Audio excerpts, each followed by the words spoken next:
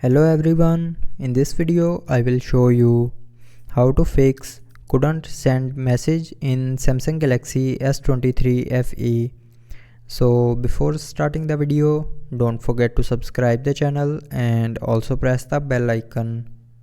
So first of all, swipe down and open quick settings panel, and from here turn on the flight mode, and after few seconds turn it back off, and after that go back to your home screen and open settings.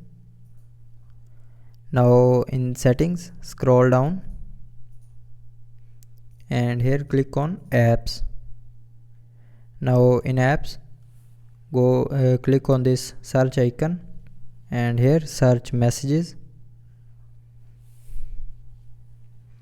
and then go to the storage of messages and here click on clear cache. So after you that go back to settings. Now in settings, scroll down and click on general management. Now here scroll down and click on reset, and then scroll down and here click on reset network settings. Now here again click on reset settings and then enter the lock screen pin, and here again click on reset to confirm.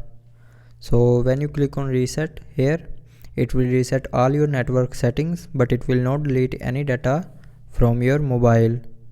So after doing this, your problem will be fixed. So I hope you liked the video. Thanks for watching.